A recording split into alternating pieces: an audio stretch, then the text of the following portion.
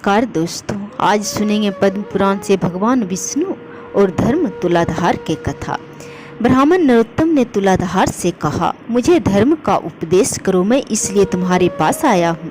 तुलाधार बोला, विप्रवर, जब तक लोग मेरे पास रहेंगे तब तक मैं निश्चिंत नहीं हो सकूंगा। पहर भर रात तक यही हालत रहेगी, अतः आप मेरा उपदेश मानकर धर्मांकर के पास जाइए। बगुले की मृत्यु से होने वाला दोष और आकाश में धोती सुखाने का रहस्य, ये सभी बातें आगे आपको मालूम हो जाएगी। धर्मांकर का नाम अद्रोहक है, वे बड़े सज्जन है, उनके पास जाइए, वहाँ उनके उपदेश से आपकी कामना सफल होगी।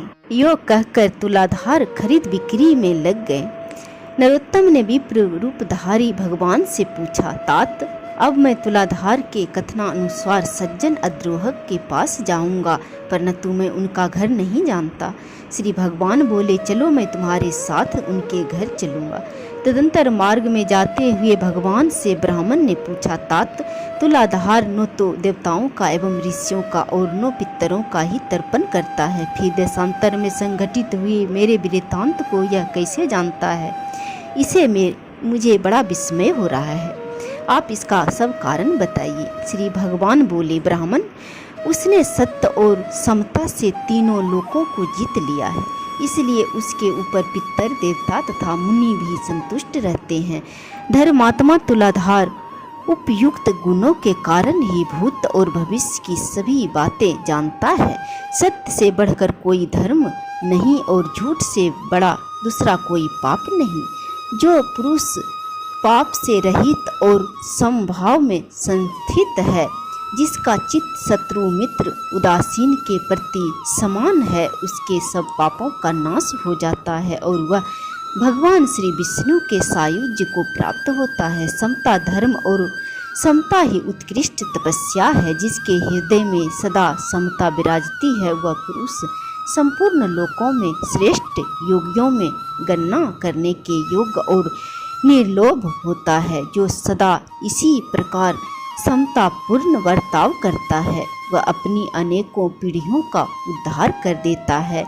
उस पुरुष में सत्य, इंद्रिय संयम, मनोनिग्रह, धीरता, स्थिरता, निर्लोभता और आलस्यहीनता, ये सभी गुण प्रतिष्ठित होते हैं। समता के प्रभाव से धर्मज्ञ पुरुष देवलोक और मनुष्य लोक के संपूर्ण वृत्तांतों को जान लेता है। उसकी देह के भीतर भगवान श्री विष्णु विराजमान रहते हैं। सत्य और सरलता आदि गुणों में उसकी समानता करने वाला इस संसार में दूसरा कोई नहीं होता। वह साक्षात धर्म का स्वरूप होता है और वही इस जगत को धारण करता है। ब्राह्मण ने कहा, विप्रवर, आपकी कृपा से मुझे तुलाधार के धर्मज्ञ होने का कारण ज्ञात हो गया। अब अद्रोहक का जो वृत्तांत हो वह मुझे बताइए। श्री भगवान ने कहा, विप्रवर, पूर्व काल की बात है। एक राजपुत्र की कुलवती स्त्री बड़ी सुंदरी और नई अवस्था की थी। वह काम देवी की पत्नी रति और इंद्र की पत्नी सची के समान मन को हरने वाली थी। राजकुमार उसे अपने प्राणों के समान प्यार करते थे। उस सुंदरी तरुणी का नाम भी सुंदरी ही था।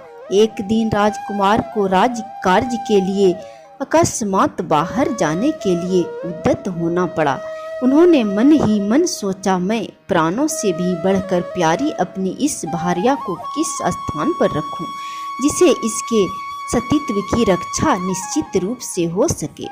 इस बात पर खूब विचार करके राजकुमार सहसा अद्रोहक के घर पर आए और उनसे अपनी पत्नी की रक्षा का प्रस्ताव करने लगे। उनकी बात सुनकर अद्रोहक को बड़ा विस्मय हुआ। वे बोले, तात, न तो मैं आपका पिता हूँ, न भाई हूँ, न बांधव हूँ, न आपकी पत्नी के पिता माता के कुल का ही तथा सुहृदय में से कोई भी नहीं हूँ, न कोई रिश्तेदार हूँ। फिर मेरे घर में इसको रखने से आप किस प्रकार निश्चिंत हो सकेंगे? राजकुमार बोले, महात्मन, इस संसार में आपके समान धर्मज्ञ और जितेंद्रिय पुरुष दूसरा कोई नहीं है। यह सुनकर अद्रोहक ने उस विज्ञ राजकुमार से कहा, भैया, मुझे दोष न देना। इस त्रिभुवन मोहिनी तरुण की रक्षा करने में कौन पुरुष समर्थ हो सकता है? राजपुत्र ने कहा, मैं सब बातों का भली भांति विचार करके ही आपके पास आया हूँ, या आपके घर में रहे। अब मैं जाता हूँ। राजकुमार के योग कहने पर वे फिर बोले, भैया, इस शोभा संपन्न नगर में बहुत कामी पुरुष भरे पड़े हैं। यहाँ किसी स्त्री की सतीत्व की रक्षा कैसे हो सकती है? राजकुमार पुनः बोले, जैसे भी हो रक्षा कीजिए, मैं तो अब जाता हूँ। गिरहस्थ अद्रोहक ने धर्म संकट में पड़कर कहा, तात मैं उचित और हितकारी समझकर इसके साथ सदा अनुचित बर्ताव करूंगा, और उसी अवस्था में ऐसी स्त्री सदा मेरे घर में सुरक्षित रह सकती है। अन्यथा इस आरक्षीय वस्तु की रक्षा के लिए आप ही कोई अनुकूल और प्रिय उपाय बतलाइए। इसे मेरी शया पर मेरे एक और स्त्री के साथ शयन करना होगा। फिर भी यदि आप इसे अपनी बल्लभा समझें तब तो यह रह सकती है, नहीं तो यहाँ से चली जाए। यह सुनकर राजकुमार ने एक क्षण तक कुछ विचार किया, फिर बोले, तात, मुझे आपकी बात स्वीकार है। आपको जो अनुकूल जान पड़े वही कीजिए। ऐसा कहकर राजकुमार अपनी पत्नी से बोले, सुंदरी, तुम इनके कथनानुसार सब कार्य करना, तुम पर कोई दोष नहीं आएगा, इसके लिए मेरी आज्ञा है। यो कहकर वे अपने पिता महाराज के आदेश से गंतव्य स्थान पर चले गए।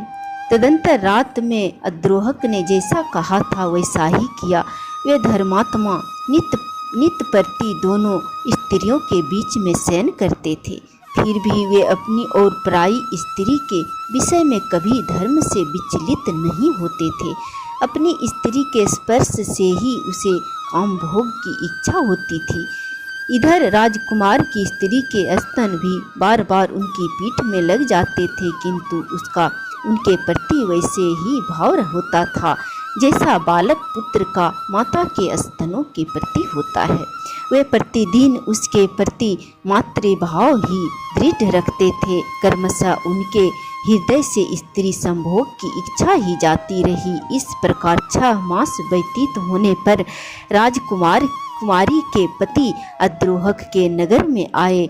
उन्होंने लोगों से अद्रोहक तथा अपनी स्त्री के बर्ताव के संबंध में पूछा। लोगों ने भी अपनी अपनी रुचि के अनुसार उत्तर दिया। बताते थे। कुछ नौजवान उनकी बात सुनकर आश्चर्य में पड़ जाते थे और कुछ लोग इस प्रकार उत्तर देते थे, भाई, तुमने अपनी स्त्री उसे सौंप दी है और वह उसी के साथ शयन करता है। स्त्री और पुरुष के संसर्ग होने पर दोनों के मन शांत कैसे रह सकते हैं? अद्रोहक ने अपने धर्माचरण के बल से लोगों की कुत्सित चर्चा सुन ली। तब उनके मन में लोक निंदा से मुक्त होने का शुभ संकल्प प्रकट हुआ। उन्होंने स्वयं लकड़ी एकत्रित करके एक बहुत बड़ी चिता बनाई और उसमें आग लगा दी। चिता प्रज्वलित हो उठी। इसी समय प्रतापी राजकुमार अद्रोहक के घर आ पहुँचे। वहाँ उन्होंने अद्रोहक तथा अपनी पत्नी को भी देखा। पत्नी का मुख प्रसन्नता से खिला हुआ था और अद्रोहक अत्यंत विषायुक्त चिंतित थे। उन दोनों की मानसिक स्थिति जानकर राजकुमार ने कहा, भाई, मैं आपका मित्र हूँ और बहुत दिनों के बाद यहाँ लौटा हूँ। आप मुझसे बातचीत क्यों नहीं करते?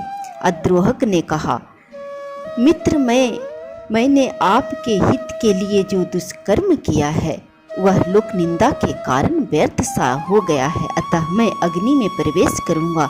संपूर्ण देवता और मनुष्य मेरे इस कार्य को देखेंगे।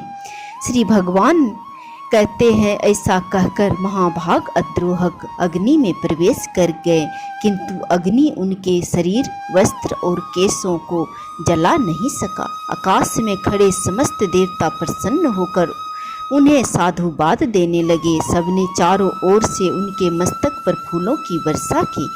जिन जिन लोगों ने राजकुमार की पत्नी और अद्रोहक के संबंध में कलंकपूर्ण बात कही थी, उनके मुख पर नाना प्रकार के कोढ़ हो गए।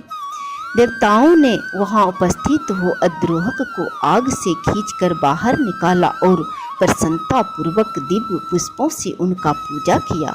उनका चरित्र सुनकर मुनियों को भी बड़ा विस्मय हुआ। समस्त मुनिवरों तथा विभिन्न वर्णों के मनुष्यों ने उन महातेजस्वी महात्मा का पूजन किया और उन्होंने भी सबका विशेष आदर किया। उस समय देवताओं, असुरों और मनुष्यों ने मिलकर उनका नाम सज्जन अद्रोहक रखा। उनके चरणों की धूलि से पवित्र हुई भूमि के ऊपर खेती की उपज अधिक होने लगी।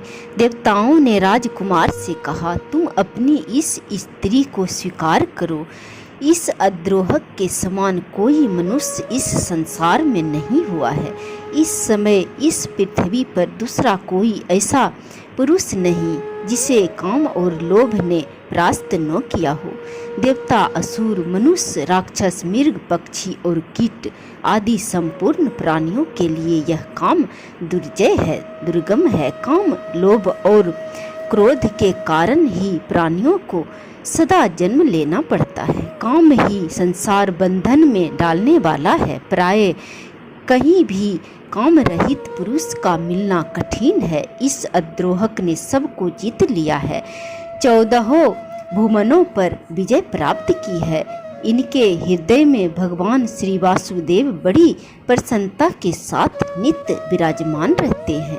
इनका स्पर्श और दर्शन करके मनुष्य सब पापों से मुक्त हो जाता है और निष्पाप होकर अक्षय स्वर्ग प्राप्त करते हैं।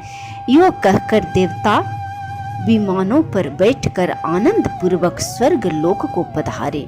मनुष्य भी संतुष्ट होकर अपने अपने स्थान को चल दिए तथा वे दोनों स्त्री पुरुष भी अपने राजमहल को चले गए।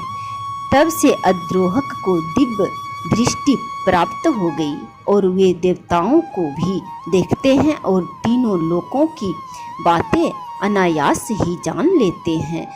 व्यास जी कहते हैं, तदंतर अद्रोहक की गली में जाकर द्विज ने उनका दर्शन किया।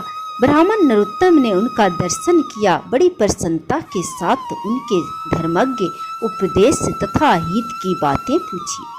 सज्जन अद्रोहक ने कहा, धर्मज्ञ ब्राह्मण, आप पुरुषों में श्रेष्ठ वैष्णव के पास जाइए। उनका दर्शन करने से इस समय आपका मनोरथ सफल होगा। बगुले की मृत्यु तथा आकाश में वस्त्र न सूखने आदि का कारण आपको विदित हो जाएगा। इसके सिवा आपके हृदय में और भी जो जो कामनाएं हैं उनकी भी पूर्ति हो जाएगी।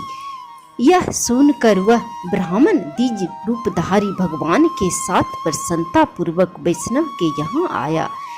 इस कथा के आगे का भाग मैं अगले वीडियो में डाल दूंगी। जय श्री हरि।